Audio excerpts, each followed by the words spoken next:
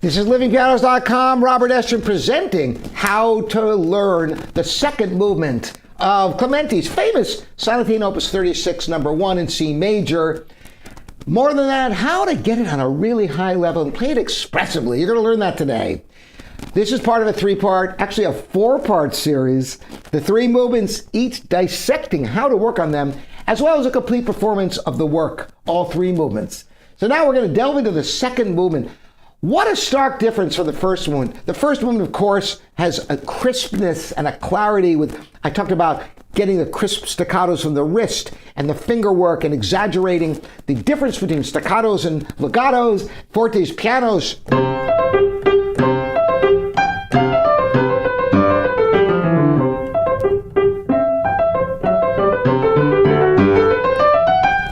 But now the mood changes. You finish the first movement.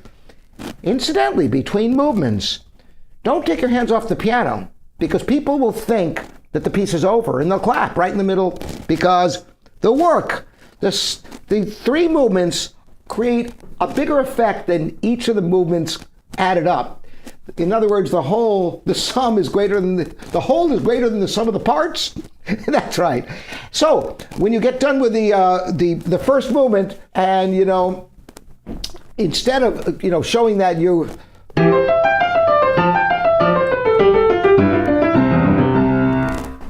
do that, and then people will think you're done. But instead,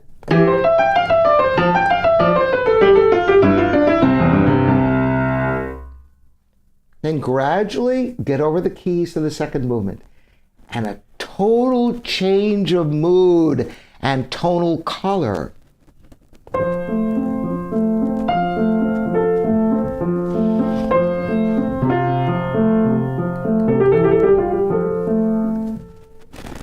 This movement actually, in many ways, is the most challenging movement of the 3. Which is counterintuitive because the outer movements are the fast movements and have the staccatos and dynamic changes. But in order to get the balance between the hands, it is a tremendously difficult thing to achieve. Why is this?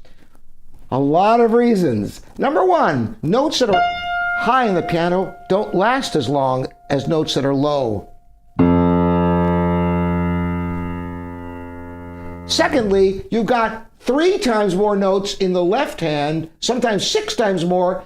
So this note that's holding for 2 beats is already so quiet, while these notes... So if I were to play this with equal volume in the 2 hands, the left hand's going to sound far louder than the right hand for the reasons I just articulated. The fact that the lower notes are constantly reinforcing while the higher notes are longer and fading out, and they don't last as long anyway because they're higher in the piano. And this is what you'd end up with, playing the hands equally.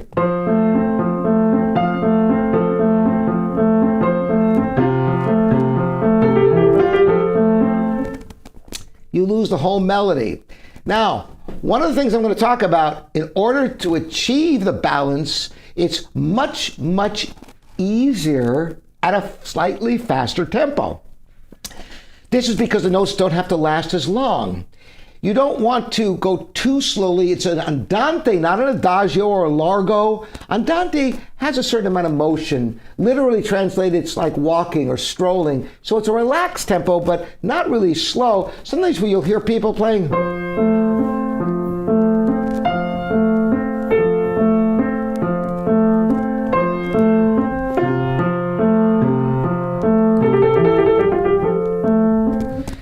And it loses the whole motion. So you want to think the quarter note as the beat, and then lighten up the left hand, keep the fingers right on the surface of the keys.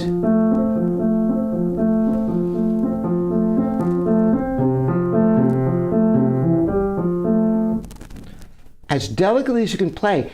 And what you're going to find is you'll use much more weight of the arm in your right hand to get the melody to sustain from note to note.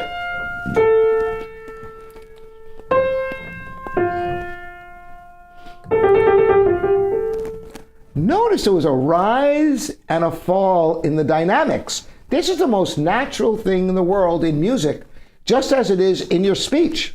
Notice when I talk, there's a rise of inflection in the middle of the sentence and it naturally comes down again. If you didn't do that, it would sound harsh and unnatural.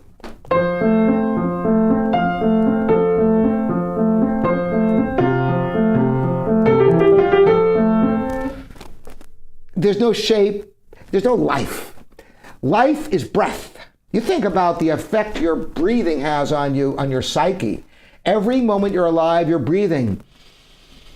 Taking in that nice oxygen, expelling the carbon dioxide, and breathing in again and again. And that is what is reflected in what gives your music its life. It's a reflection of life itself.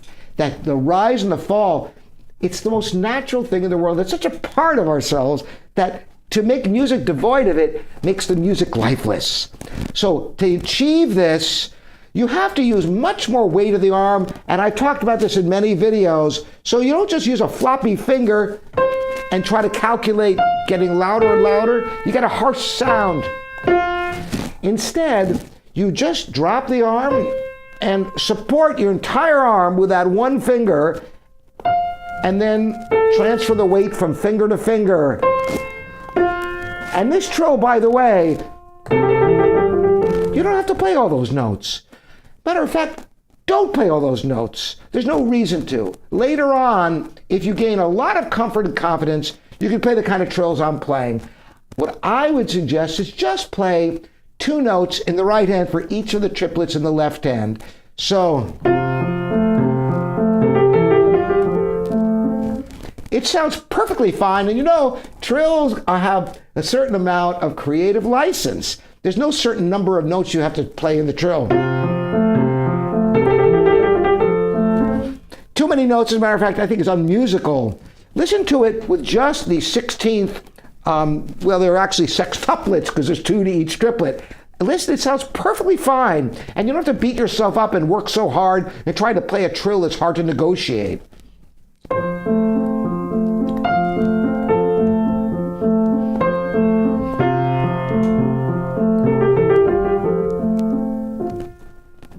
It's perfectly beautiful.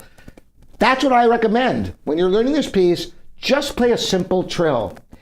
Now, the next phrase, also, all the phrases, every single phrase in this movement has a rise and a fall. And this isn't just in this movement. This is prevalent in just about all lyrical music, whether it's Mozart, Beethoven, Chopin, Schumann, even 20th century music, whether it's Poulenc or Shostakovich. Any slow movement is going to have a rise and a fall. Because think about this. The piano is trying to imitate what? Wind instruments, bowed instruments. Everything comes down to the human voice, the original instrument of all time, which we all carry with us. You must have that sense of musical line, the rise and the fall. Now, the next section is challenging because you have repeated notes. It's very difficult to get legato repeated notes because the dampers are impacting the strings. Incidentally, I use no pedal in the performance that you'll hear of this piece. I don't think it's necessary, and I think it can just muddy things up, and you won't gain nearly as much in studying the piece if you're covering things with a pedal instead of learning how to articulate and how to control the legato in the second movement with your fingers. Which brings us to the challenge of repeated notes.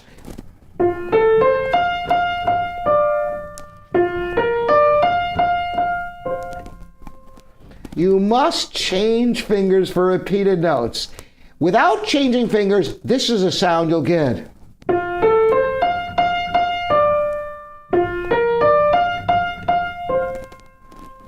The legato is so much more effective for this singing line.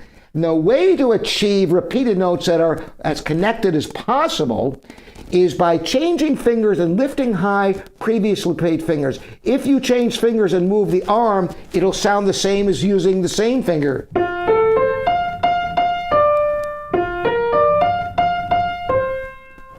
The secret is lifting high previously played fingers. Otherwise, this will happen. You see what happens? You have to lift up. So when you want to put your 4th finger after the 5th finger, lift high that 4th finger. And then when you want to play the 5th finger again, lift high the 4th finger. much higher than you think, because when you're down like this, your finger needs to get up and out of the way so that the next finger can play. Perhaps seeing this from the side would be more effective.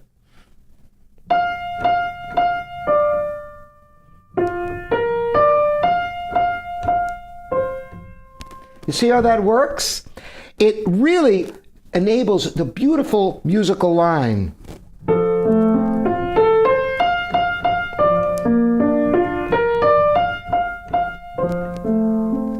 And once again, the rise and the fall. And here's another rise and fall of the phrasing.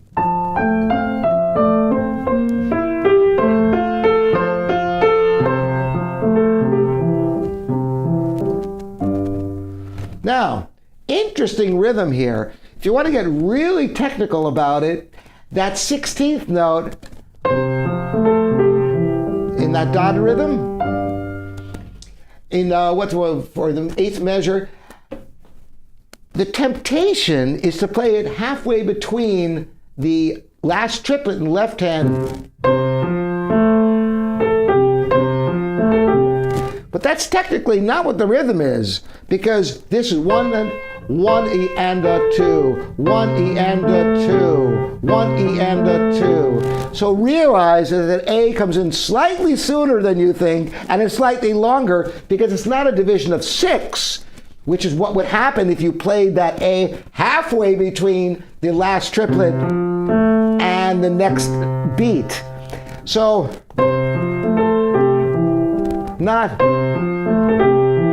that's wrong rhythm. And listen how much nicer it sounds with the right rhythm.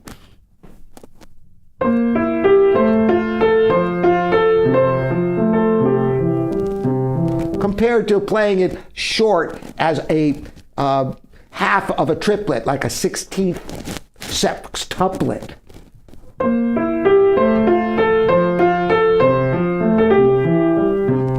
It doesn't have nearly the grace, does it?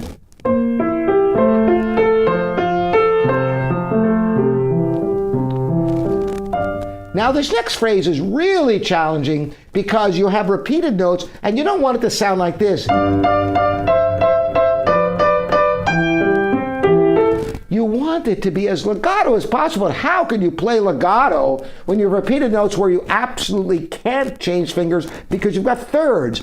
And the secret is, stay close to the keys. Never let your fingers leave the surface of the keys, but be absolutely certain that the keys come all the way up between each repetition.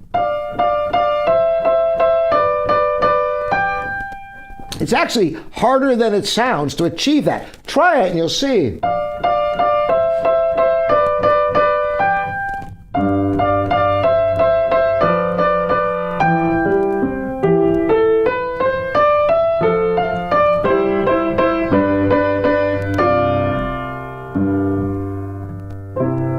Once again, that decrescendo at the end of the phrase. And don't be fooled by the fact that that measure looks so small. It takes as much time as every other measure in the movement. The tendency is to play it faster because it looks like it takes less time visually. The other thing is, be sure you have enough power on the half note, because if you play the half note weakly, what's going to happen is you're not going to be able to make a decrescendo, and the last note will come out and be like a punch in the face after this beautiful. Let's see.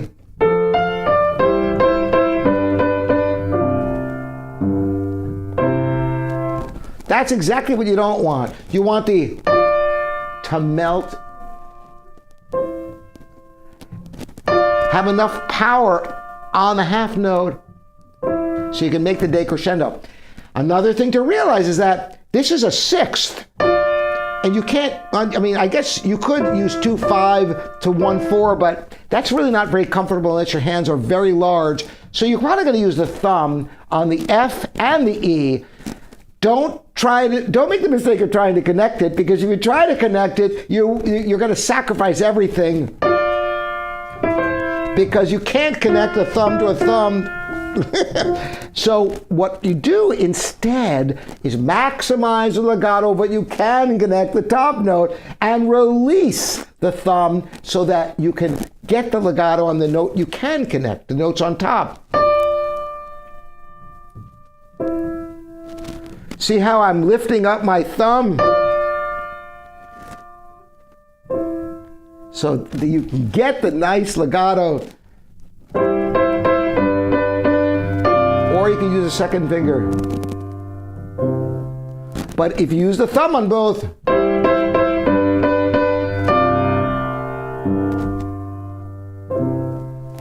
with that nice decrescendo. Remember, nice arm weight on the long note. It's got to last long enough that you can make a decrescendo on it. Don't be afraid in a piano context to play with more sound than you think you should be playing. Remember, dynamics are not something that somebody is going to measure with a decibel meter. It's not about absolute volume, it's about tone. And if you've ever sat in a symphony orchestra and listened to a wind player, for example, play a solo, a flute or a oboes playing a solo, that's piano, they're still projecting with great energy, with breath support. And so it is when you play the piano. If you're playing this in a hall, that piano melody has to reach the last row of the balcony. So, you know, we are so used to playing in smaller rooms. When you go into a larger space, you realize the potential dynamic range within a piano context. So now, once again, we have the repeated notes. And decrescendo.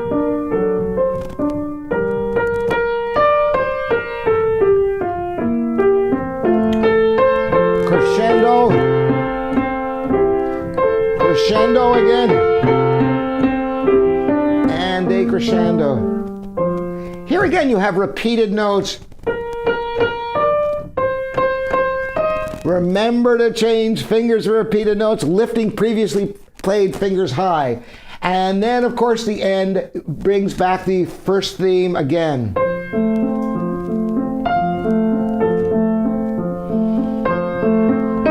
I'll play the simple trill. Again, changing fingers for the repeated notes. And crescendo.